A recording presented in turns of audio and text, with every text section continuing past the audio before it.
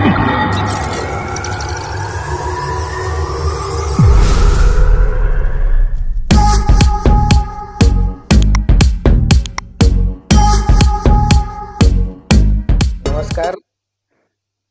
फिर से आपका एक बार स्वागत है राजीव गांधी विचार विकास मंच चैनल पे।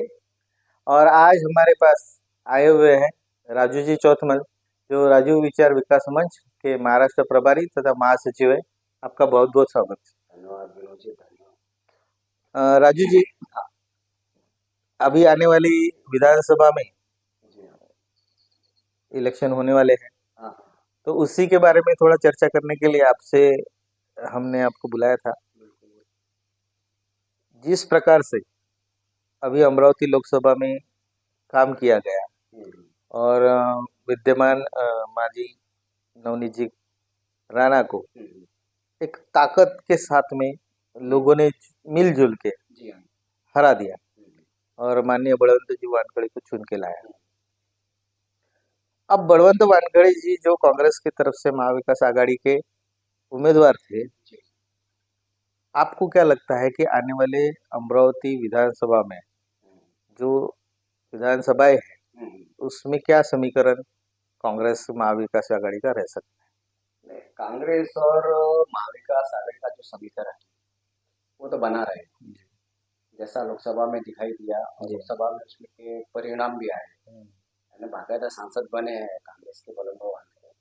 तो अमरावती में भी लगभग वही समीकरण है जी। टिकट का बंटवारा भी लगभग वही है जैसा अमरावती की जनता सोच रही है।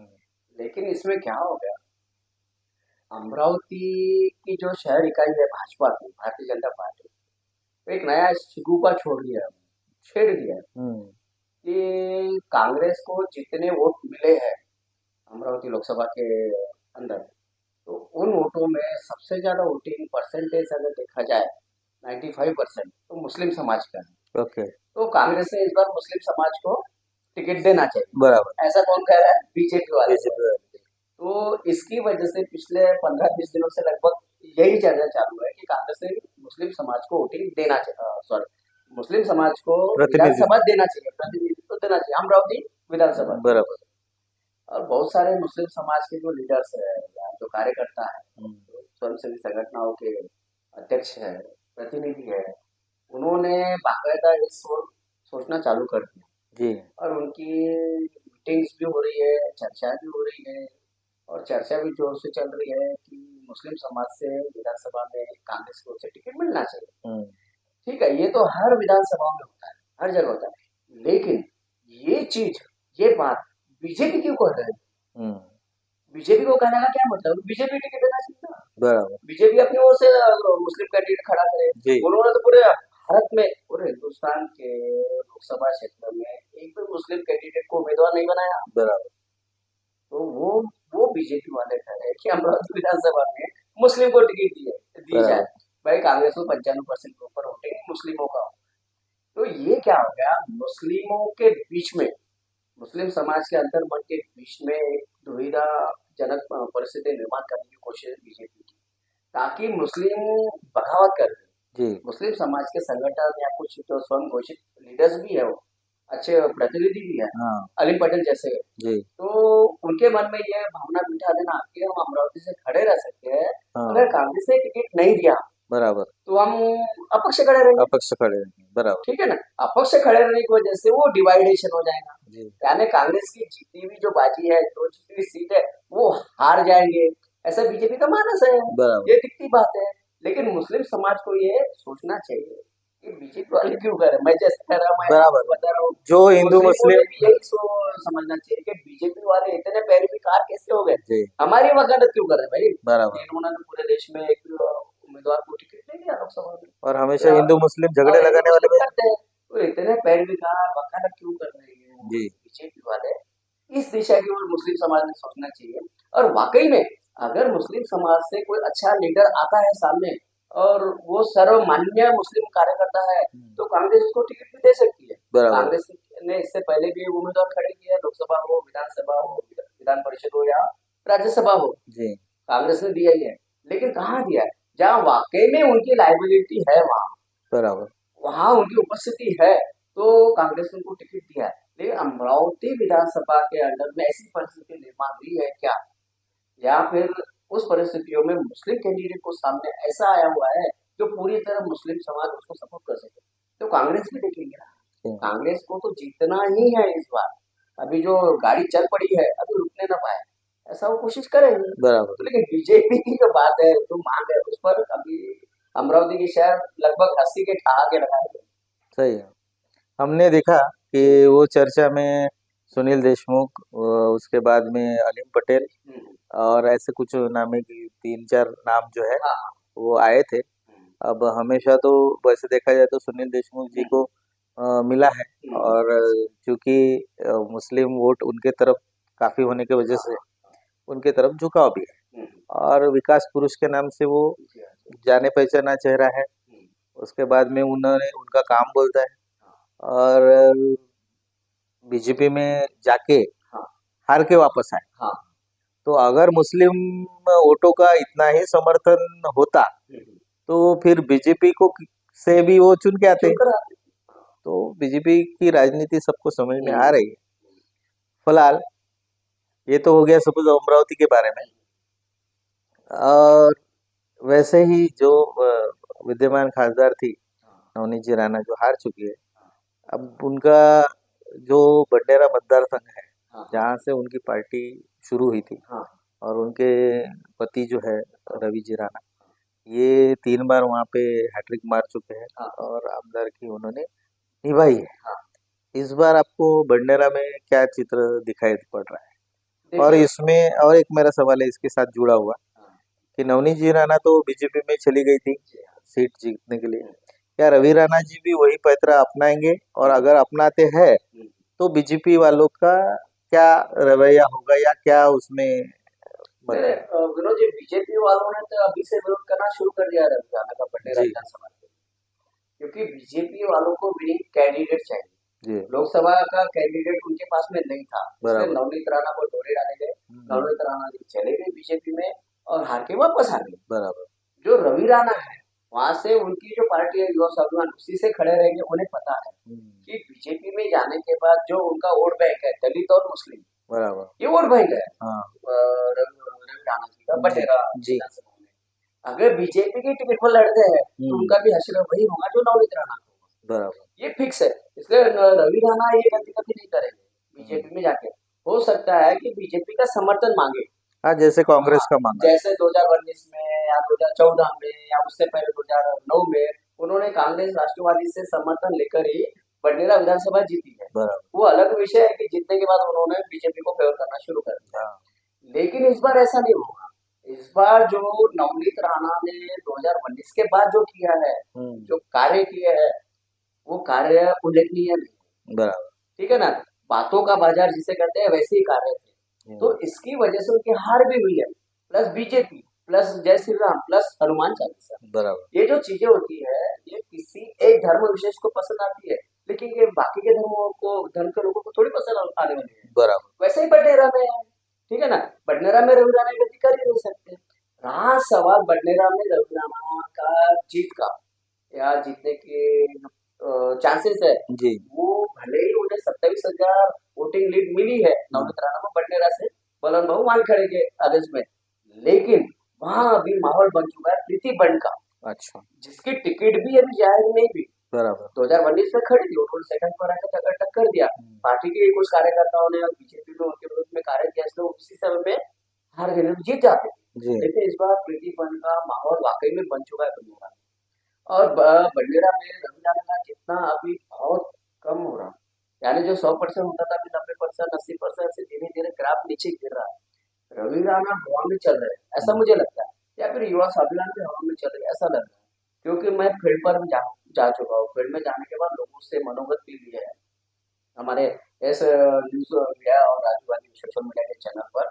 तो हाँ, वाकई में प्रतिस्पर्धा माहौल बन रहा है। और बडनेरा में रवि राणा की हार इस बार ऐसा लग रहा है कि होने ही वाली है।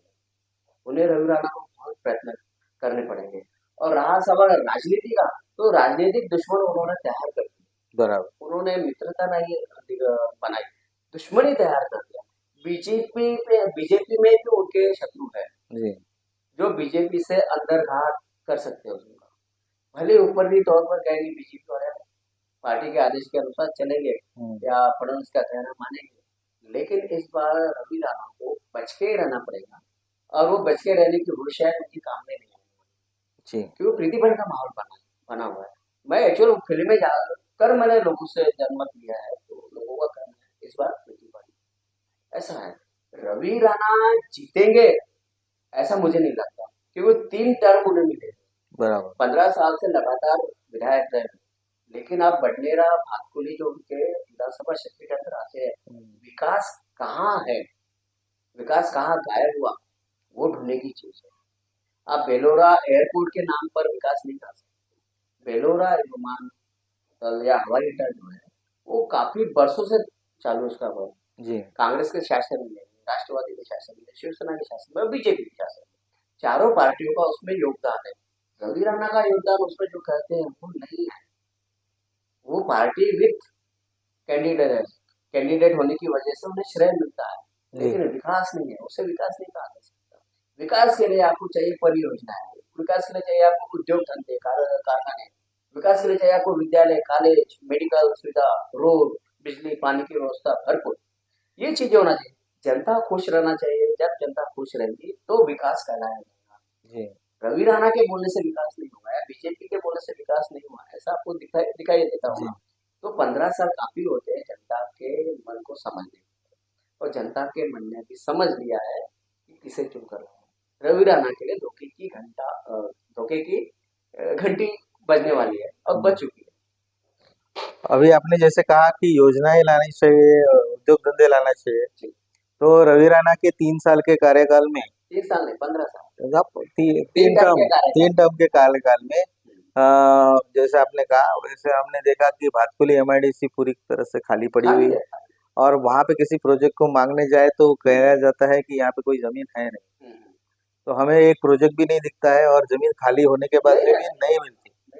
दूसरा जो आपने कहा कि विकास के नाम पे कहा गया, तो विकास अच्छी तरह से जनता को मालूम है, बडनेरा की जनता का, जब से आपने सर्वे किया था उसी प्रकार का सर्वे और भी लोगों ने किया है, तो उसमें ये शामिल जवाब आए कुछ ऐसे हंसी वाले जवाब है, और हो सकता है कि मजाक में भी किया गया हो, पर सच है। तो लोगों को कहते हैं हम कि अरे विकास कहाँ चला गया, तो बोलते हैं वो भानखेड़ा के उधर वो फार्म हाउस बना ना, तो उधर विकास चला गया। अच्छा, और अरे नहीं यार इतना तो कार्यक्रम किया, हाँ तो 300 एकड़ तो हनुमानगढ़ी भी दबाई है ना, वो कहाँ है। तो इस प्रकार से जनता काफी नाराज है। अभी वो हनुमानगढ़ी का जो 150 एकड़ की जमीन का जो मसला है, वो तो उनके पीछे अभी पीछा नहीं छोड़ने वाला जी। वो जमीन की जो कटाई हुई है, वनों की, जंगल के में जो पेड़ थे, सिर्फ एक किसी कार्यक्रम के लिए आप 150 एकड़ के जमीन पर उगे हुए पेड़ों को काट नहीं सकते। वो हर चीज अभी निकलने वाली है, पीछा नहीं छोड़ना। सही है। तो बडनेरा में आपने जैसे बताया कि प्रीतिभरण का जो ज्यादा है, माहौल ज्यादा है, तो और भी कुछ लोग हैं जो वहां पे प्रत्याशी करके उतरने वाले हैं। 2-3 नाम मुझे मालूम है, जैसे मैंने कहा था लास्ट टाइम आपको कि नितिन कदम जो है लैंडमार्क के ओनर, संकल्प उनका एक संगठन है, उसके माध्यम से जो खेती वाले लोग हैं, शेतकरी वर्ग, उनको चाहता है। और दूसरे हैं राहुल भाऊ श्रृंगारे, जो जिनके पूरे काल में अंदर की रह चुकी है, और वो भी काफी ग्राउंड लेवल के कार्यकर्ता है। तीसरा हो सकता है कि आजाद समाज पार्टी से किरण भाऊ गुर्दे को मिले, और चूंकि आपने बताया कि इस बार रवि राणा की हार पक्की है, तो जिस प्रकार से प्रीतिताई बंड सेकंड लाइन पे थी, उसी प्रकार से बहुजन समाज पार्टी की भी एक सीट दूसरे नंबर पे रह चुकी है। तो हो सकता है कि बहुजन समाज पार्टी का भी उम्मीदवार आ जाए। तो ऐसे से इतने अगर, और जो मैंने बताया कि बीजेपी के गुट में भी काफी नाराजगी है, अगर गलती से बीजेपी समर्थन दे देती है तो तुषार भारती जो है वो अपक्ष खड़े रह सकते हैं, और जो उनके साथी है वो जो विरोध कर रहे हैं उसमें, तो वो दो गुट हो जाएंगे। तो इस माहौल में हाँ अगर ऐसा हो गया कि जैसे एक बौद्ध कैटेगरी है हाँ वो खड़ी हो गई, एक आधा मुस्लिम खड़ा हो गया, हाँ और ये जो है सारे लोग, नितिन कदम, ये वो सब खड़े हो गए, तो इसमें मतों का विभाजन होकर किसको फायदा हो सकता नहीं नहीं, देखिए लोकसभा में लगभग यही बात है। है? हाँ। और ये यही यही नहीं, पूरे देश में यही बात है। तो चुनाव इस बार दरअसल जनता और से बीजेपी में हुआ है। बराबर। चुनाव जनता ने लड़ा है, प्रतिनिधियों ने नहीं। बराबर। जनता ने जिसे चाहा उसे वोटिंग किया है। अयोध्या बद्रीनाथ में आपने जीत देखी है कांग्रेस की और गठबंधन, इंडिया गठबंधन की। तो जनता ने चुनाव लड़ा है। इस बार भी यही होने वाला है। विधानसभा में भी वही परिस्थितियां है। बीजेपी या बीजेपी समर्थक या बीजेपी महायुति, ये अभी बचने वाले नहीं है जनता की नजरों से। बराबर। जनता ने ठान लिया है कि इन्हें इतनी जगह दिखाना ही है। जी। और वो जनता के विरोध में जाकर अगर कोई उम्मीदवार खड़ा रहता है और ये कहेगा कि मैं जीतने वाला हूँ या मुझे वोट दीजिए या मेरा समर्थन कीजिए, तो ये भुलावे में है। लोकसभा में देखा है ना आपने। तो जो नितिन कदम की जो आपने बात किया, नितिन कदम ने प्रचार शुरू किया, लोकसभा में कांग्रेस को समर्थन दिया है उन्होंने, काबिल गौर कार्य है वो। लेकिन वो प्रचार और समर्थन के बल पर अगर वो चुनाव लड़ने की तैयारी करते हैं, कोशिश करते हैं, तो भुलावे में है। बराबर। ये मैं क्लियर नितिन कदम को बताना चाहता हूँ, आप भुलावे में है। आप सिर्फ समर्थन के बेस पर या कांग्रेस को समर्थन दिया तो मैं भी खड़ा रहूंगा, ये सोच ही रखना बेईमानी है, मुझे ऐसा लगता है। ठीक है, नितिन कदम ने और मेहनत किया और अगले 5 साल उन्होंने मेहनत किया, सतत जनसंपर्क रखा, लोगों के काम किया, जन सेवा किया, तो उनको चांस है, भविष्य में चांस है। इस बार नहीं है, इस बार बिल्कुल नहीं। हाँ, सवाल बीएसपी का, एक समय वहाँ सेकंड नंबर पर था, तो बीएसपी ने पूरे देश में अपने हाथ से अपनी बैंड बजाई थी। जो मायावती जी ने बीएसपी की राष्ट्रीय स्तर की पार्टी होने के बावजूद जो हाल कर दिया है बीजेपी फेवर डिसीजन से, तो यहाँ पढ़ने में वो भी नहीं चलना। आजाद समाज पार्टी की ओर से किरण गुर्दे मेहनत कर रहे हैं और पिछले 5 वर्षों से मैंने देखा है उनको, वो लगातार मेहनत कर रहे हैं। उनकी पार्टी के यंग कार्यकर्ता बढ़िया सपोर्ट, मनीष साठी जैसा सपोर्टर, नितेश तेलुगु या उनकी पार्टी के जितने भी लड़के हैं या जिनकी भी महिला कार्यकर्ता है, बहुत बढ़िया है, बहुत बढ़िया है। लेकिन इसमें किरण गुर्दे के विरोध में एक चीज जाती है, वो अपनी दिशा भटक जाती है। चुनाव में आपको खड़े रहना है तो आपको विरोध किसका करना चाहिए, ये उन्हें समझ नहीं है। मैं बिल्कुल बाकायदा मेरा आरोप है, सत्ताधारी पार्टी जो होती है, जो सत्ता में पार्टियां होती है, उसका विरोध किया जाता है। पिछले 10-15 साल से न केंद्र में कांग्रेस सरकार है, न विदर्भ में, न राज्य में। बड़ी मुश्किल से 2 साल बीच में आए तो वो भी निकल गए। तो हारने वाली पार्टी या जो सत्ता में नहीं है उसका विरोध करना, जैसे वो हमेशा कांग्रेस का विरोध करते हैं, वो मेरे समझ से परे है। कांग्रेस का विरोध करना किस समय करना चाहिए, ये थोड़ी उन्हें मैच्योरिटी आई है। पिछली बार मैंने उनका इंटरव्यू दिया, इंटरव्यू में मैंने देखा, उनके तेवर देखा, तो मैंने बोला ठीक है, जैसा आप कुछ समझो। लेकिन अभी आपकी और मेरी पर्सनल चर्चा है, तो इसमें डेफिनेटली मैं बता देता हूँ, अगर किरण गुर्दे को वहां से लड़ना है और अच्छे खासे मत हासिल करना है, वोटिंग हासिल करना है, या फिर रवि राणा को टक्कर देना है, तो उन्हें ये कांग्रेस विरोध छोड़ना पड़ेगा। क्योंकि इस समय में जो वोटर जनता का है, वो जनता हिंदू मुस्लिम, सॉरी दलित और मुस्लिम है। बराबर। दलित और मुस्लिम के वोट जो है वो अभी कांग्रेस फेवर करते हैं, और जनरली किरण गुर्दे कांग्रेस का विरोध, और कांग्रेस का विरोध करने की वजह से मुस्लिम और दलित के वोट उन्हें मिलेंगे क्या? क्योंकि प्रवाह इस समय में जनता और से बीजेपी, जनता के वोटिंग दलित और मुस्लिम है, और कांग्रेस का विरोध करके अगर किरण गुर्दे कहेंगे कि मुझे वोट मिलना चाहिए दलित मुस्लिम के, पॉसिबल नहीं है। बराबर। और वो अभी से ही अगर विरोध करते हैं तो उनकी जमानत बचेगी, इस पर उन्हें ध्यान देना चाहिए। अच्छा, ठीक है। उसके बाद में राहुल श्रृंगारे जो है, राहुल श्रृंगारे से मेरी अभी तक मुलाकात हुई नहीं आया, उनके कार्य मैंने देखे नहीं, पेपर में नाम आए हैं लेकिन कार्य के नाम नहीं आए। राहुल श्रृंगारे से जिससे मेरी मुलाकात होगी तो मेरा ओपिनियन उनके वो कैसा होगा मैं बता सकूंगा, आज नहीं बता सकता। रहा सवाल मुस्लिम कैंडिडेट का, बडनेरा सर्कल में मुस्लिम कैंडिडेट अभी तक तैयार ही नहीं हुआ।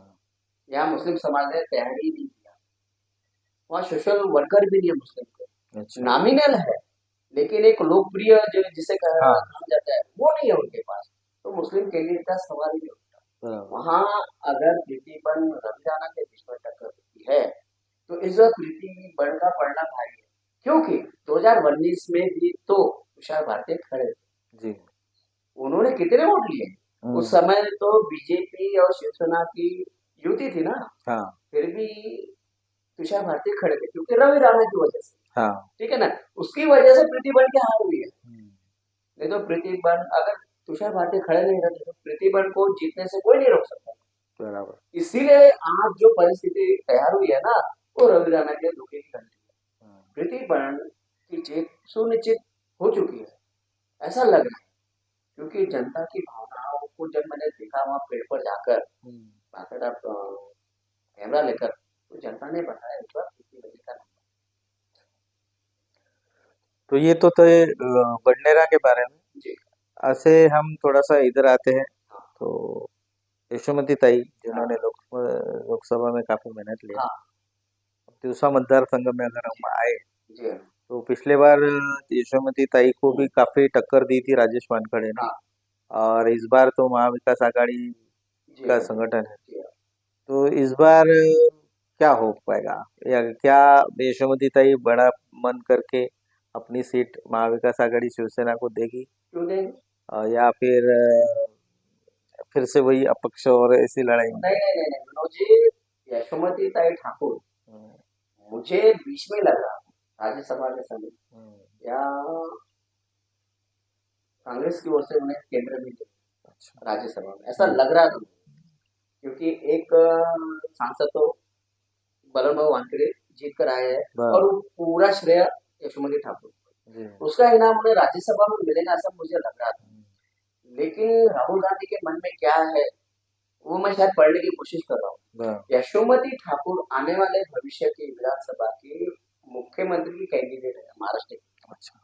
महाराष्ट्र की पहली महिला मुख्यमंत्री अगर बनेगी तो यशोमती ठाकुर का नंबर सबसे पहले, और शायद राहुल गांधी यही सोच रहे हैं, मुझे ऐसा लगता है, क्योंकि जब मैं राहुल गांधी के ऊपर जब मैं लिख रहा था किताबें जो लिखना चालू है, लेट लिख रहा हुआ है, उनको जो पढ़ रहा हूँ, तो राहुल गांधी की दृष्टि दूर की है, भविष्य की कल्पना कर रहे हैं, और भविष्य के लिए यशोमती ठाकुर महाराष्ट्र के मुख्यमंत्री के लिए सबसे लायक कैंडिडेट है, और तिवसा से उन्हें हराना नामुमकिन में असंभव है, तो राजेश वानखेड़े खड़े रहे या फिर बची हुई पार्टी के बस छोटू महाराज वसु, मैंने सुना है छोटू महाराज वसु तैयारी कर रहे हैं, या फिर कई बाहर से कैंडिडेट आके उनको टक्कर देने की कोशिश कर रहे हैं, लेकिन वो पॉसिबल नहीं है। यशोमती को हराना नामुमकिन है इस विधानसभा में, मैं आपको बता देता हूँ। यशोमती का विषय ही नहीं है हार जीत का, वो जीत के ऊपर सवार है। जो जीत की कश्ती होती है ना, वो जिसमें जीत होती है, हार का नामो निशान नहीं, उस पर सवार है यशोमती ठाकुर, तो तिवसा का तो विषय ही नहीं है जी, ये मैं कहना चाहता हूँ। और यशोमती को इस बार हराना मुझे नहीं लगता, चाहे वे फडणवीस आके खड़े हो, चाहे फिर चंद्रकांत पाटिल आके खड़े हो, या फिर कोई और एक्स्ट्रा कोई आके खड़ा हो, यशोमती को नहीं हराया। उनकी मेहनत भी सबने देखी है, तो आपका कहना है कि यशोमती जी का गढ़ तो पक्का है। हाँ। थोड़ा हम फिर तिवसा से आगे चलते हैं, अचलपुर की तरफ आते हैं। अब जैसे आपने कहा कि यशोमती का गढ़ पक्का है, क्या उसी प्रकार बच्चू कडू जो अचलपुर से रामदर है, तो उनका गढ़ पक्का लगता है आपको, कि उनकी जो गुवाहाटी वाली गलती हुई है ना, जैसे लोग काफी नाराज हो गए थे उस बात को लेके, उन्हें यकीन नहीं था कि यार अपने बच्चू कडू भी गए हैं क्या, क्योंकि बच्चू कडू जी के तरफ देखने का जो दृष्टिकोण है, जाति धर्म का नहीं, पर उन्होंने जो गरीब लोग हैं, शेतकरी वर्ग है, अपंग लोग हैं, तो काफी हेल्पफुल रहते हैं और हमेशा सबकी मदद के लिए खड़े रहते हैं, और काफी पॉपुलर भी है मीडिया पे, आपने देखा होगा कंट्रोवर्सी हमेशा उनके आजू बाजू घूमते रहते हैं। अभी लोकसभा के टाइम पे उनके कैंडिडेट दिनेश गुप्ता जी और राणा के बीच में मैदान को लेकर काफी कंट्रोवर्सी हुई। तो क्या लगता है कि बच्चू कडू को वो वहां पे कौन टक्कर दे सकता है? देखिए, बच्चू कडू को टक्कर देने का जो तरीका है, वो टक्कर वही दे सकता है जो बच्चू कडू की के जैसा सोच रहे हैं। यहाँ पे बच्चू कडू जिस तरह से सामान्य जनता के बीच में जाते हैं, तो कैंडिडेट वही हरा सकेगा जो सामान्य जनता के बीच में जाए। ठीक है ना। बच्चू कडू के तौर तरीके जिस तरह से है, फायर ब्रांड नेता के तौर पर, या फिर खुलेआम बातें करने वाला, बराबर, या विद्रोह करने की भी ताकत रखने वाला जी, जो व्यक्तिमत्व बच्चू कडू का है, उन्हें हराने के लिए वैसा ही व्यक्तिमत्व चाहिए। अनफॉर्चुनेटली कांग्रेस के पास ऐसा व्यक्तिमत्व नहीं है। बराबर। बबलू देशमुख को कितनी बार कांग्रेस वाले मौका देंगे, चांस देंगे। बबलू देशमुख की लोकप्रियता है वहां पर, वो लोगों में जाते भी है, लेकिन वैसी कृति नहीं है उनकी जैसे बच्चू कडू। पैसों के मामले में बबलू देशमुख कम नहीं है, यहाँ फिर पहुंच है या जनता में जो लोकप्रियता है वो भी कम नहीं है उनकी। वो लड़ भी सकते हैं, जीत भी सकते हैं, लेकिन जिस जगह पर बच्चू कडू जैसा व्यक्तिमत्व हो, उसे हराने के लिए वैसा ही व्यक्तिमत्व चाहिए। अचलपुर में कांग्रेस कमजोर स्थिति में है, और बबलू देशमुख ग्रामीण जिलाध्यक्ष होने की वजह से और कांग्रेस का पूरा दारोमदार ग्रामीण भागों पर है, इसकी वजह से बबलू देशमुख को बदला भी नहीं जा रहा। बराबर। उन्हें चेंज करना चाहिए। कांग्रेस को अगर अचलपुर की सीट चाहिए तो उन्हें चेंज करना चाहिए। या फिर बबलू देशमुख ने ऐसे भी कार्य नहीं किए कि कार्यों के दम पर वो चुनकर आ जाए जी। वो क्या बोलते हैं उसके 0/0 जैसा कहते हैं ना, तो कहावत मुझे ध्यान में आता है। बबलू देशमुख के कार्य भी नहीं है वैसे, तो कैसे जीतेंगे? अमरावती जिले में सबसे कमजोर सीट कांग्रेस की अगर कोई है तो है अचलपुर। हाँ, इतना और मैं बता देता हूँ, जनता और से बीजेपी की लड़ाई जो चालू है, उसका प्रभाव बच्चों को पड़ सकता है, लेकिन उस मुद्दे को बबलू देशमुख कैसे भुनाते हैं उस पर डिपेंडिंग है, कैश नहीं करते। हाँ, इस समय में कांग्रेस और बबलू देशमुख के पास में जो मुद्दे हैं वो भुनाने का वक्त है।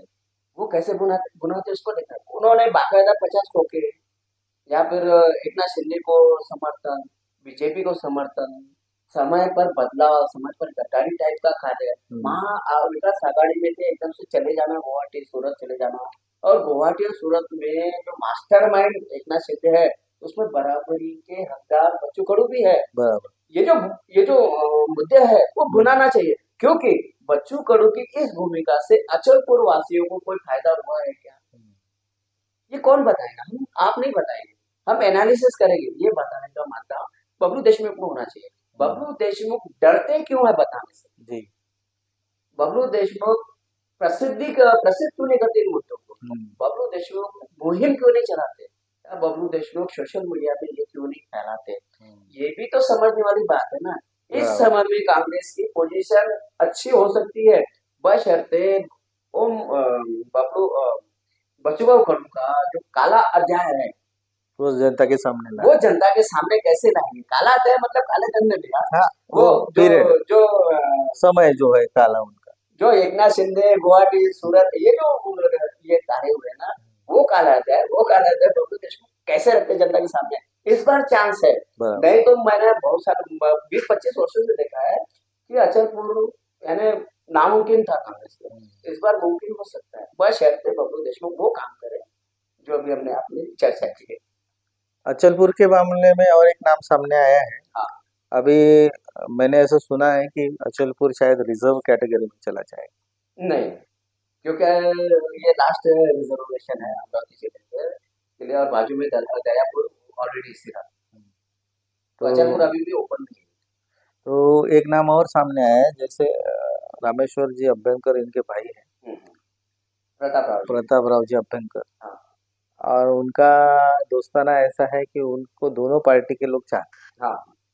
चाहे वो बीजेपी के हो या वो कांग्रेस के हो सकता है कि बच्चू भाऊ कडू को फाइट देने के लिए उनको टिकट दी जाए। अब बशर्ते ये देखना है कि उनको कैश कौन कर सकता है, हाँ कांग्रेस कैश करती है पहले जी, या फिर बीजेपी बीजेपी वाले कैश करते हैं? क्योंकि जहाँ तक मैंने उनके बारे में देखा सुना तो काफी चर्चित नाम है, हाँ कार्य भी अच्छे हैं। और हो सकता है कि एक, जैसे आपने कहा कि बबलू देशमुख कैश नहीं कर सकते या कैश करने की वो कैपेसिटी नहीं है, तो शायद अभ्यंकर जी कैश कर सकते हैं। थोड़ा सा और बाजू में चलते हैं, फिर आते हैं नहीं, प्रताप राव जी की बात रही थी, आपने मुद्दा छेड़ ही दिया है। क्योंकि मेरे दिमाग में या मेरे दिल में बातें चलते रहती हैं कि दलित समाज की ओर से कौन, यानी लगभग सभी क्षेत्रों में दलित समाज के कैंडिडेट उम्मीदवार तैयार होना चाहिए, जी प्रतिनिधि तैयार होना चाहिए। लेकिन इस मामले में जो प्रताप राव जी है वो अनफॉर्चुनेटली भाग्यशाली नहीं है, क्योंकि उनकी जो स्थिति है, कभी बीजेपी, कभी कांग्रेस, कभी स्वतंत्र, कभी हाँ, आरपीआई आरपीआई, के यानी इस टाइप की उनकी भूमिका होती है। ऐसा छोड़ पकड़ नहीं चाहिए। आप अगर बीजेपी समर्थित है, समर्थन में है, तो बीजेपी में ही रहिए, बराबर आवश्यकता नहीं है आपको इधर। आप कांग्रेस में है तो कांग्रेस में रहिए, आवश्यकता नहीं दूसरे क्षेत्र में आने की। आप फिर आरपीआई में तो आरपीआई में रहिए। बराबर समझौते का राजकारण आपका किसके साथ हो, ये समझना चाहिए बराबर नेताओं में। दलित समाज से आता हूँ इसलिए मैं बात बता रहा हूँ, प्रताप राव जी भी दलित समाज से आते हैं। जी समझौते का राजकारण बाबा साहब अम्बेडकर से चल रहा है, लेकिन बाबा साहब अम्बेडकर ने कांग्रेस और हिंदुत्ववादी संगठन, इसके बीच में उन्होंने एक लकीर खींच के रखी। अगर समझौता करूंगा तो फिर मैं कांग्रेस के साथ जाना पसंद करूंगा। उन्होंने हिंदू महासभा आरएसएस के साथ समझौता नहीं किया। प्रताप राव जी का समझौते का रास्ता कौन सा है, उन्हें गरज पड़ी तो वो बीजेपी में चले जाए, गरज पड़ी तो कांग्रेस में आएंगे, नहीं तो स्वतंत्र में आएंगे। तो ये छोड़ पकड़ वाली जो राजनीति होती है वो मतदाताओं को खींचती नहीं, ये उनका नुकसानदेह पॉइंट है। बराबर और अभी प्रताप राव जी के जब अम्बेडकर साहब भी विधान परिषद में चुनकर आए हैं, उधर रामेश्वर जी का भी नाम चल रहा है दरियापुर में, और तीसरी सीट कांग्रेस की ओर से प्रताप राव जी को मिलेगी, पॉसिबल नहीं लगता। दूसरी मेन बात ऐसी है कि बबलू देशमुख का जो अभी ग्राफ है, जो मैंने आपको मुद्दे बताए, अगर उसके हिसाब से उन्होंने अपना पक्ष रखा कांग्रेस हेडक्वार्टर में, तो टिकट शायद उनको ही मिलेगी। और ऐसे अगर उनका प्रचार है तो शायद जीत भी जाए। मुझे भी ऐसा ही लगता है कि बच्चू कडू की स्थिति भी रवि राणा से के जैसी है। दोनों ही समकक्ष है, दोनों ही स्ट्रांग है, दोनों का वोट बैंक है, दोनों के पास भरपूर ताकत है, लेकिन जनता वर्सेस बीजेपी में ये दोनों बह जाएंगे। बराबर तीसरा ही कुछ और चुनकर आ जाएगा। हो सकता है इस बार बबलू देशमुख का नंबर लग जाए, प्रताप राव जी का नहीं लगेगा। उनकी राजनीति छोड़ पकड़ की होने की वजह से स्टैंड होना चाहिए जी। आप जाओ ना बीजेपी में, कोई हरकत नहीं है, बीजेपी में बहुत सारे दलित नेता हैं, उन्होंने अपनी लाइफ भी बनाई है। लेकिन आप बीजेपी से नहीं मिला तो कांग्रेस में आएंगे, कांग्रेस नहीं मिला तो बीजेपी में जाएंगे, तो जनता आपके पीछे आंदोलन करेगी क्या? ऐसा है ना, कार्यकर्ताओं को सबसे ज्यादा नुकसान मनस्ताप जिसे कहते हैं ना, दुखद दुखी घटनाएं जैसा लगता है, वो जो दिल को लग जाती है ना बात, वो इन नेताओं की वजह जो छोड़ पकड़ करते हैं। कार्यकर्ता जो जमीनी कार्यकर्ता, ये आपसी संबंध कैसे बनते बिगड़ते हैं, इन नेताओं को कुछ लेना देना नहीं।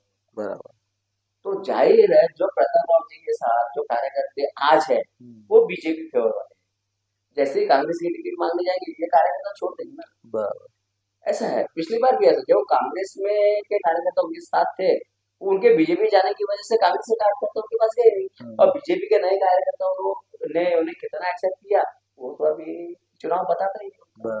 बड़ी मुश्किल से जिला परिषद में ये चीज है।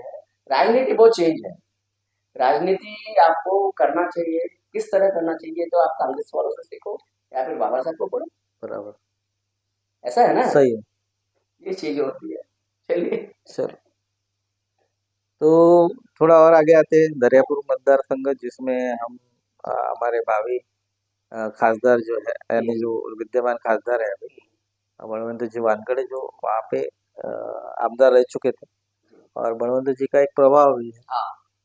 और पिछले साल भी काफी फाइट उनको दी थी बीजेपी के कैंडिडेट ने, और यहाँ से फिर से बीजेपी की तरफ से भी 2-3 नाम गए हैं जो वानखड़े क्या कैटेगरी में आते हैं। जैसे अभी आपने लोकसभा में बीजेपी की तरफ से जब उम्मीदवार नहीं था तो एक नाम सुना होगा कि सिद्धार्थ सिद्धार्थ वानकर वानखड़े का। का नाम सुना। तो मुझे लगता है कि वो भी शायद हाँ बीजेपी की तरफ से जी। सीट मांगने वाले हैं दरियापुर की। और अभी बड़वंत भाऊ की जगह खाली हो गई, तो उनकी जगह पे कांग्रेस की तरफ से शायद रामेश्वर भाऊ अभ्यंकर का नाम सुन रहे हैं। उसके बाद में मुझे लगता है कि अपने ये जो देवपारे साहब है, गोविंद देवपारे साहब, वो भी प्रयत्नशील है दरियापुर। और मुझे लगता है कि उन्होंने दरियापुर छोड़ के बडनेरा से भी ट्राई करना चाहिए, अमरावती से कोई ट्राई करना चाहिए। पर वो भी लाइन में है। अनंता इंगड़े हैं जो हाँ बीएसपी के पिछली बार खड़े थे, हाँ तो अभी आज के भी ऐसे काफी मिली जुली सरकार है। और शिवसेना का भी वहाँ पे काफी अच्छा प्रचार है, क्योंकि अड़सूल के जो पौत्र थे वो भी वहाँ से एक दो बार चुन के आए। तो इस बार आपको क्या लगता है कि दरियापुर में बलवंत भाऊ का जो प्रभाव है वो तो है ही, तो किसको मिल सकता है, या क्या कांग्रेस की सीट रामेश्वर अभ्यंकर खींच पाएंगे? देखिए, दरियापुर में इस बार जो टक्कर होने वाली है विधानसभा की, कंफ्यूजन कर रहा है। हम्म, बलवान भाऊ वानखेड़े का परंपरागत क्षेत्र है, वो अभी सांसद बने हैं, सीट खाली हो चुकी है। बलवान भाऊ क्या ये चाहेंगे कि मेरी जगह जो है हम्म, वो कोई और आकर बैठ जाए? बराबर। मन में बातें चलती है, जुबान पर नहीं आती। हम्म, वो इतनी आसानी से सीट किसी दूसरे व्यक्ति के पास में जाने देंगे, ये भी गौर करने वाली बात है। रामेश्वर अभ्यंकर जो है हमारे वरिष्ठ लीडर है, उनका कार्य भी बहुत अच्छा है। पिछली बार भी 20-25 दोबारा उन्होंने ले चुके, पर वो वानखेड़े के अगेंस्ट में। बराबर। रामेश्वर अभ्यंकर जो कांग्रेस में आए, वो लगभग इसी शर्त पर आए कि दरियापुर की सीट मुझे टिकट दी जाए कांग्रेस से। बराबर। और उन्हें आश्वासन भी दिया, वो कांग्रेस में आया, कांग्रेस में प्रचार किया, प्रचार करने के बाद बलवान भाऊ वानखेड़े जीत भी गए। जी। लेकिन कांग्रेस की टिकट अगर रामेश्वर अभ्यंकर को मिलती है तो सामने विरोध में कौन खड़ा है?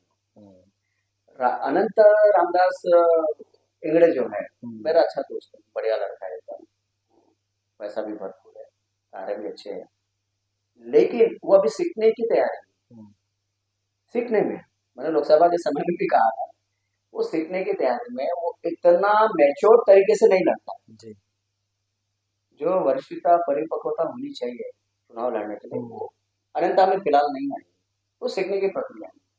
वहाँ बहुत सारे नाम आए हुए हैं, लेकिन उसमें एक जो आपने सिद्धार्थ वानखेड़े की बात की, एक जबरदस्त देशिंग कार्यकर्ता सिद्धार्थ वानखेड़े के रूप में मिला है समाज को, लेकिन वो बीजेपी में है, भारतीय जनता पार्टी में। मैंने लोकसभा के 2-3 महीने पहले कहा, सिद्धार्थ भाऊ आप गलत पार्टी, ये तो शिवसेना से। वो शिवसेना में भी गए थे, शिवसेना से बीजेपी। ये मैंने जैसा कहा था प्रताप राव जी अभ्यंकर के बारे में, जी। सेम ऐसा ही क्राइटेरिया सिद्धार्थ भाऊ का। सिद्धार्थ भाऊ जीत करा सकते हैं, कैपेसिटी है, हर चीज है, लेकिन वो अपक्ष लड़ने की डेयरिंग कर सकते हैं, बराबर। क्योंकि बीजेपी की टिकट उनको मिलेगी ये फिक्स नहीं है। बराबर। ये फिक्स नहीं, मैंने उन्हें कहा था लोकसभा के समय, कुछ समय पहले उन्होंने कहा था कि विधान लोकसभा की टिकट मुझे मिलने वाली है। ठीक। बोला सिद्धार्थ भाऊ आपको टिकट नहीं मिलेगी, आप लिख लो। उन्होंने अति आत्मविश्वास से कहा था मुझे ही मिलेगी, जबकि मेरा एनालिसिस थोड़ा चेंज होता है, मैं नेशनल लेवल पर भी बात करता हूँ। मैंने कहा था नवनीत राणा को मिलेगी, ऐसे ही हुआ सेम। यहाँ भी दरियापुर में उनको टिकट मिलती है क्या बीजेपी की, वो फिक्स नहीं है। बराबर। बीजेपी जब टिकट बंटवारा करती है तो पहले अपना स्वार्थ देखती है, स्थानीय नेता अपना स्वार्थ देखते हैं, जिला स्तर के नेता अपना स्वार्थ देखते हैं, स्टेट के अपना स्वार्थ देखते हैं, उसके बाद में टिकट बंटवारा होता है। और वो टिकट सिद्धार्थ भाऊ वानखेड़े को मिलेगी क्या, ये सिद्धार्थ भाऊ वानखेड़े नहीं बता सकते। इसके अलावा इसलिए मैंने कहा कि सिद्धार्थ भाऊ वानखेड़े की ताकत है कि अपक्ष लड़ने। अगर सिद्धार्थ वानखेड़े अपक्ष भी लड़ते बडनेरा में, तो रामेश्वर अभ्यंकर की टिकट अगर कांग्रेस की हो तो भी खतरे की निशानी है रामेश्वर अभ्यंकर। हालांकि रामेश्वर अभ्यंकर की टिकट अभी फाइनल नहीं, यानी जीतने का जो पूरा जो मेरा मानस है, क्या जो जीत कर आने वाली सीट है वो सिद्धार्थ वानखेड़े। बराबर। मेरा एनालिसिस चेंज है थोड़ा। सिद्धार्थ वानखेड़े आज विजय कैंडिडेट है वहाँ, बस शर्त है उन्हें टिकट बीजेपी की मिलती है क्या, बीजेपी की मिलेंगे तो भी जीत सकते हैं और नहीं मिले अपक्ष लड़े तो भी जीत सकते हैं, उनका है वैसा, वो व्यक्तिमत्व है बराबर। क्योंकि अभी उनके बैकग्राउंड में कुछ आया नहीं है जी। ठीक है, पार्टी चेंज का है और पार्टी नहीं आया हुआ, जीत सकते हैं लेकिन अपक्ष लड़ने की ताकत उनमें शायद नहीं, ऐसा मुझे लगता है। सिद्धार्थ वानखेड़े जी मेरे भी परम मित्र हैं और काफी समय उनके साथ में मैंने बिताया है। एक समय ऐसा था कि हम साथ में घूमते थे, तो उस समय सिद्धार्थ जी वानखेड़े नारायण राणे साहब के साथ में कांग्रेस की, हाँ। और मुझे याद है कि यशोमती ताई उनको हमेशा भाई के नाते से बुलाती है और यशोमती ताई का मानस था कि सिद्धार्थ जी को महाराष्ट्र प्रवक्ता करके घोषित किया जाए कांग्रेस की तरफ से, और हमने वो उस समय सिद्धार्थ जी को कहा भी था कि भाऊ आप कहीं पे भी जाओ बीजेपी छोड़ के, कांग्रेस का प्रवक्ता अगर आप बनते हो तो बहुत अच्छा हो जाएगा आपके फ्यूचर के लिए, हमारे लिए नहीं आपके फ्यूचर के लिए अच्छा हो जाएगा। गलती करते ना, पर उन्होंने माना नहीं, हालांकि दोस्ती आज भी हम निभा रहे हैं, कांग्रेस के भी कुछ लीडर्स है जो उनके अच्छे दोस्त है, तो दोस्ती यारी चलती रहती है और हमें लगता है कि हम भी सोच रहे हैं कि हमें यकीन है कि एक दिन सिद्धार्थ वानखेड़े आमदार बन के सांसद बन के जाएंगे, क्योंकि ऐसे लोग होना चाहिए क्योंकि इतना अभ्यास व्यक्तिमत्व है, उनकी लैंग्वेज, उनका रस, उनका प्रभाव, व्यक्तिमत्व एक वाकई में एक विधायक और जो सांसद होते हैं उनके लेवल का है जी।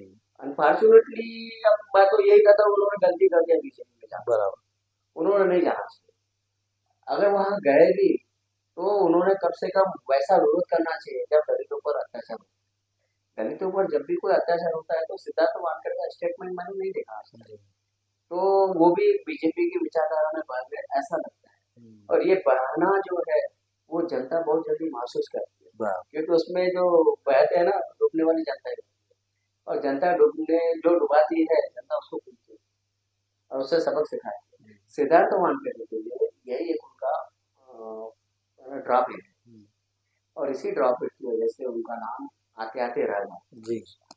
मैं तो सभी क्वालिटी हम देखेंगे अगर यानी मुमकिन हुआ तो हम सिद्धार्थ वानखेड़े जी से एक चर्चा करेंगे, हमारे चैनल पे करेंगे। हाँ, उनसे मिलना भी है, चर्चा भी करना, उनका इंटरव्यू लेना है, हिंदी मराठी दोनों भाषाओं में जी, और उसमें 3 माइक लगे, 2 नहीं लगेंगे 3 लगेंगे। तो दरियापुर मतदार संघ की बातें हुई, थोड़ा आगे और मतदार संघ है मेरघाट, तो मेरघाट में तो राजकुमार पटेल जी का डंका हमेशा चलते आया है, लेकिन आपको याद होगा कि राजीव गांधी अपने जब राहुल गांधी जी आए थे अचलपुर में, उस समय सभा में मेरघाट से 2 यंग उम्मीदवार का हमने भाषण सुना और काफी प्रभावितशील भाषण था, तो ऐसे उम्मीदवारों को क्यों नहीं पार्टियां चर्चा चल रही है, जो उनका नाम मुझे ध्यान में नहीं आ रहा जिन्होंने भाषण दिया था, और उनका वर्क वहाँ मेरठ में ग्राउंड लेवल पर है, मैंने उनकी चर्चा सुनी, समझ में नहीं आ रहा, लेकिन कांग्रेस की टिकट अप्रैल देना है, मेरघाट में देना है, और मेरघाट में कांग्रेस के पास कैंडिडेट नहीं, रामू पटेल और दयानंद जी जो गुरु जी थे पटना पुलिस होता है, वो अभी है या नहीं है मुझे पता नहीं, मेरघाट का इतना दौरा मुझे है, लेकिन वो जो 2 लड़के आए वो वाकई में बहुत बढ़िया है, और राहुल गांधी की सभा में उन्होंने जो भाषण दिया है और उन्हें इतना यानी प्रोजेक्ट किया हुआ है सामने कि राहुल गांधी के स्टेज पर भाषण देना, यही सबसे बड़ी बात है। हम और आप तो सोच में पड़े हैं ना, सपने में सोचते हैं कि राहुल गांधी से सिर्फ मुलाकात हो जाए, वो दिख जाए, उसके दर्शन हो जाए, वो उन दोनों ने एक्चुअल वहां पर राहुल गांधी के स्टेज पर भाषण दिया, राहुल गांधी के साथ में बैठे, तो कांग्रेस की नजर उन दोनों पर है, उन दोनों ने मेहनत करना चाहिए, टिकट दोनों में से किसी को भी मिले, अगर टिकट मिलती है कांग्रेस की तो राजकुमार पटेल इस बार हारेंगे, क्योंकि कैसा है देखो आप लोकसभा का कभी भी समीकरण ले लो, आखिर में लोगों का नजरिया जो होता है या नजर जो होती है वो होती है कि मेड़घाट से क्या मिलेगा।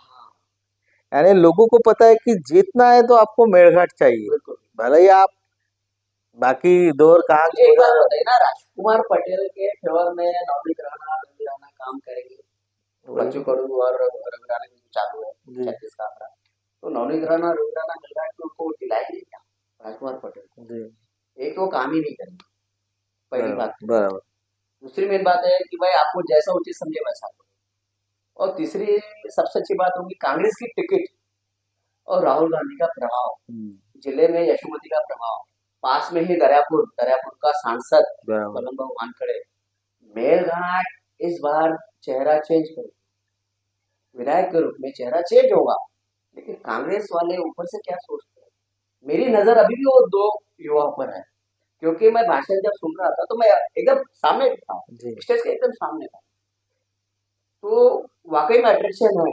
और राहुल गांधी की सभा में पूरा मेलघाट आना, 5.5-6 लाख लोग आए थे, उसमें से 3 लाख, यानी 3 तो नहीं बोल सकते, हाँ, 2 लाख दो लोग लाख आए होंगे, 1.5 लाख तो आएगा, 1 लाख तो लोग आएंगे। राहुल गांधी को देखने के बाद लोगों की मनस्थिति चेंज हो जाती है, जी लोगों की सोचने की विचार शक्ति भी चेंज हो जाती है।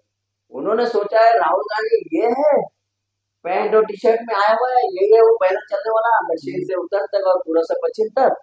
वो वहाँ की महिलाएं जो आई थी मेलघाट की, मैं उनके पास में था, उनके बीच में खड़ा था। जी वो जब उनकी ऐसी चर्चा चल रही थी ना, तो मराठी में शब्द निकलते हैं, माय घास आएगा तो इक्का कसा है, तो यानी ये शब्द सुने तो राहुल गांधी को देखने पर लोगों की मनस्थिति चेंज होता है, जी और वो चेंज हो चुकी है। ये भुला रहे हैं राजकुमार पटेल या फिर बच्चू कडू या फिर नवनीत राणा या रवि राणा। नवनीत राणा को मेलघाट से लीड नहीं मिली है ना, हर बार की लीड है, बराबर इस बार कहाँ लीड है? तो देखते वो दोनों क्या करते हैं। अगर उनको उन दोनों में से एक को भी टिकट मिलेगी तो उनकी जीत पक्की है मेलघाट से। राजकुमार पटेल हारेंगे, चेहरा बदल इस बार पक्का है जी। तो बहरहाल तो हमने सारे मतदार संघ अमरावती जिले का ले लिया है, मोर्शी और चांदोली का देखेंगे। हाँ, क्योंकि अभी कैसा है कि जिस प्रकार से वीरेंद्र जगताप जी का वहाँ पे जोर है और बीजेपी का है, तो थोड़ा सा प्लस माइनस ही है। और रही बात थोड़ा बाजू में अगर जाएंगे तो वर्धा लोकसभा जो थी, तो मैंने एक सर्वे देखा तो वहाँ पे महायुति को 0 है। हाँ देखा है। और महाविकास आघाड़ी को पूरी सीट्स इस बार अमर काड़े बीजेपी को खा जाएंगे, इसके अलावा मैं नहीं बोल सकता वर्धा के जिले में। उनका काम भी अच्छा है। और थोड़ा मैं वर्धा मतदार संघ के बारे में इसलिए जानता हूँ क्योंकि मेरी जो पार्टी है अम्बेडकरवादी आपके रिपब्लिक, महासचिव वर्धा के, हाँ, तो हमारे पक्ष का कार्यालय ही वर्धा है। तो ठीक है, तो ये थे हमारे राजू जी चौथमल, और काफी चर्चा हुई विधानसभा के बारे में। हम आपसे आज एक वादा करते हैं कि जब भी विधानसभा ये चुनाव जारी हो जाएंगे और प्रत्याशी जितने भी रहेंगे, हर प्रत्याशी का इंटरव्यू लेके उनकी बातें, उनका सोच, उनका ध्येय उद्देश्य हम आप तक पहुंचाने की कोशिश करेंगे। और जनता से फिर से एक बार गुजारिश करूंगा कि सोच समझ करके अपना नेता चुने, क्योंकि 5 साल का भविष्य आप एक आदमी के हाथ में देते हो, और आने वाले 5 साल सुख में बिताने हैं या दुख में बिताने, या आप सोचिए, क्योंकि पिछले 10 साल आपके कैसे गए ये आपको ही मालूम है। धन्यवाद राजू जी, धन्यवाद। धन्यवाद।